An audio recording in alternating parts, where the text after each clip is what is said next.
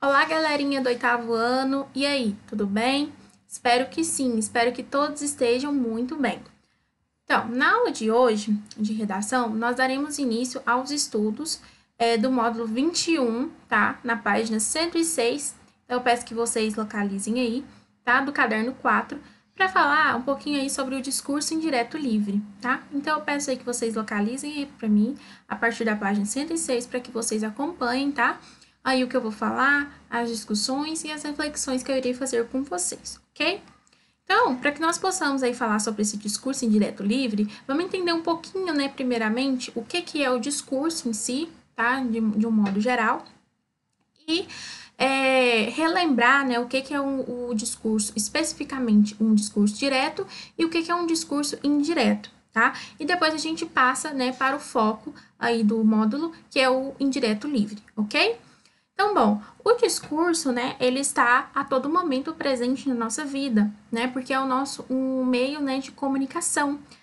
O discurso nós utilizamos, né, do discurso para nos comunicar, tá? Seja ele por meio da fala, por meio da escrita, até meio, né, por meios verbais ou não verbais. Então, olha, vamos ver aí o que o autor, né, fala por discurso, né? Discurso é uma atividade comunicativa, estabelecida por texto e contexto situacional, tá? Capaz de produzir sentido entre os interlocutores, tá?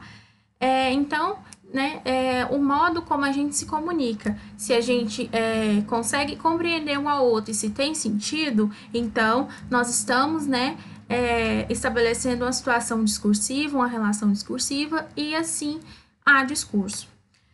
Assim, quando falamos, escrevemos ou lemos um texto, estamos dialogando com outras vozes, outros discursos, ok? Olha, nos textos narrativos, ficcionais ou não, a reprodução de discursos se dá de acordo com a perspectiva do narrador. Vamos relembrar agora dois tipos de discursos, o direto e o indireto. Então, quando o discurso ele é direto, ele aparece, né, a fala dos personagens ali. A gente vê, né, a presença lá de travessões, para demarcar essa fala. Olha o que o autor diz. O narrador reproduz integralmente a fala do personagem no texto, preservando sua forma de expressão. Assim, pronomes, verbos e pontuação são conservados fielmente pelo narrador, a fim de conferir maior expressividade e dinamismo ao texto. Aí aqui, né, vai ter um exemplo, peço para que vocês, né, façam a leitura aí e entendam, né, para que vocês possam verificar aí essas questões do discurso direto. Algumas características, né, pode ser introduzido por travessão ou aspas, né, vai apresentar verbos da categoria de sende. O que é isso? Né, aqueles que têm relação com o verbo dizer, tá? Porque se vai estar dialogando, se vai estar reproduzindo um discurso, falando algo, comunicando, então, né, vai ter esses verbos aí de elocução, que vai ter, né, falar, responder, perguntar, indagar, declarar, exclamar, ok? E contém sinais de pontuação, né, para mostrar ali a expressividade da fala, né, pontos de final, ponto final, exclamação, interrogação, dois pontos e reticência. Então, isso daí é presente, tá, no discurso direto. Lá no discurso indireto, é aquele momento em que o narrador, tá, ele reproduz, ou seja, ele fala, tá, o que os personagens disseram, certo? Então, veja, o narrador reproduz a fala dos personagens a seu modo, fazendo as alterações necessárias de acordo com o contexto, como destacamos nesse fragmento retirado do conto Felicidade Clandestina de Clarice Lispector, tá? Então, agora, pausem o vídeo, façam a leitura aqui, né, desse texto aí da Clarice, e depois vocês voltem para a gente entender, então, as características. Bom, então agora, né, que vocês já fizeram a leitura, veja aqui comigo as características do discurso indireto.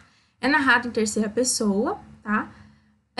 Tem também, né, os verbos de elocução, né? Falar, responder, perguntar, que a gente viu também, né, lá na presença do discurso direto. E vem acompanhado das conjunções que e se, tá? Não há utilização do travessão, por quê? Porque a fala, tá? Não é reproduzida literalmente, não é a fala do personagem, mas o narrador fala por ele. Aqui, tá? Destaca alguns aspectos, tá? Em relação a cada tipo de discurso. Aí, por exemplo, olha, não bebo refrigerante. disse a menina, né? Mostra outra versão, a fala dela, tá? E aqui, né, o narrador diz que foi a menina que falou isso. Agora, quando o narrador, né, passa a falar por ela, ele diz que a menina disse, tá? Então ele coloca, a menina disse que não bebia refrigerante. Então, vejam aí, tá, os tipos, tá, de mudança de um discurso para o outro. Agora que vocês já relembraram, né, entenderam o que é o discurso em si, relembraram o que é discurso direto e discurso indireto, vejam aqui, o que é o discurso indireto livre? Olha, então, agora que você relembrou as características, verá que existe outro tipo de recurso narrativo, tá? Que resulta da fusão dos dois discursos, tanto direto quanto indireto, conferindo aos textos efeitos expressivos e muito interessantes. Aí agora ele pede, né, para que a gente leia outro fragmento, né, de um texto, que é do romance, tá? De Graciliano Ramos, tá? Vidas Secas. Então, pausem mais uma vez o vídeo, tá? Façam a leitura aqui desse texto, tá? Que está aqui na página 109 e continua na 110. E aí vocês voltem, tá?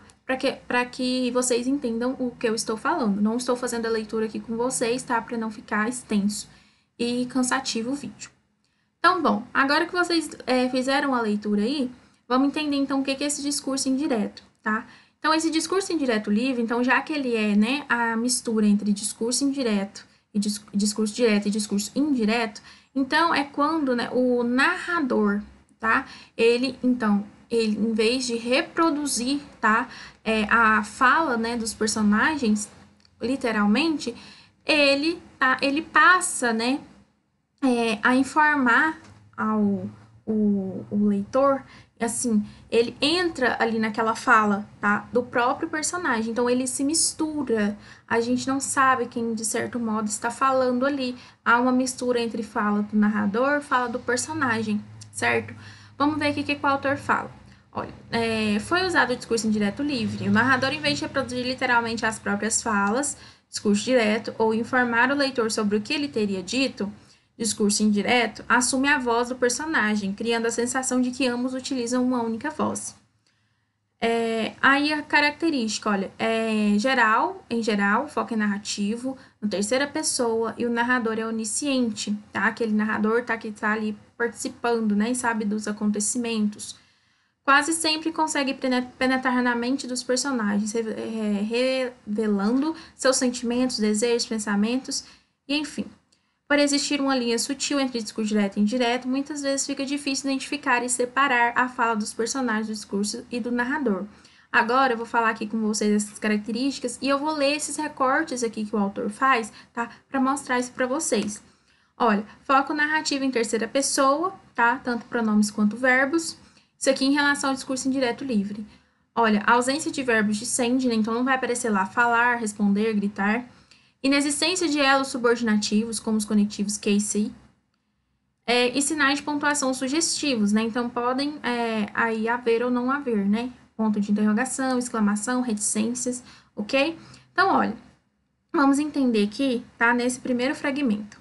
Olha, ele, Fabiano, um bruto, não contava nada. Só queria voltar para junto de Sinhá Vitória, deitar-se na cama de varas. Por que vinham bulir um homem que só queria descansar? Deviam bulir com outros. Olha, quando aqui a parte sublinhada, né? Quando ele questiona isso, a gente fala, ele quem? Não sabemos, né? Há uma mistura aí entre a fala do narrador e a fala do próprio personagem lá no livro. Olha aqui, o que o autor aqui do livro, né? Da apostila PH, vai analisar aqui. A voz do narrador se funde com a de Fabiano, com o intuito de questionar uma possível injustiça. Tá? O uso do ponto de interrogação garante efeito retórico, como se a resposta estivesse dentro da própria pergunta. Então, vocês percebem aí, né, essa mistura das vozes personagem e narrador, e essa colocação do ponto, né, aí tem uma explicação, e nós percebemos que nesse tipo de discurso ela é opcional, né, pode em determinados momentos haver ou não. Olha, outro momento. Naquela viagem arrastada, em tempo de seca braba, quando estavam todos morrendo de fome, a cadelinha tinha trazido para eles um preá. Ia envelhecendo, coitada. Então, quem disse isso daqui? Mais uma vez, né? Demonstra essa relação aí, tá? Olha, o narrador utiliza o discurso indireto livre para criar uma reflexão, tá? Sobre o envelhecimento da cadela baleia. O uso do adjetivo coitada confere um tom subjetivo ao discurso de pena sobre a condição do animal, tá? Então, vocês conseguem compreender isso, tá? Então, olha, vimos lá discurso direto, discurso indireto, e agora vemos o discurso indireto livre, tá? Que, mais uma vez, recapitulando com vocês, é essa relação, essa junção, essa mistura das vozes de narrador e personagem, tá? E que a gente não consegue diferenciar ali no texto, certo? Aí aqui ele só finaliza, tá? Que, né, mas a análise que as vozes se misturam e o narrador passa para o leitor a impressão de que desvenda o pensamento de Fabiano, tá? Em relação a esses outros exemplos, que eu peço para que vocês leiam, tá? E reflitam aí. Então eu agradeço, tá? A atenção de vocês. Peço para que vocês levem, tá? Dúvidas para a nossa aula online para que a gente possa discutir. Lá eu vou fazer a correção das atividades, tá? E estarei aguardando vocês. Muito obrigada e até a próxima!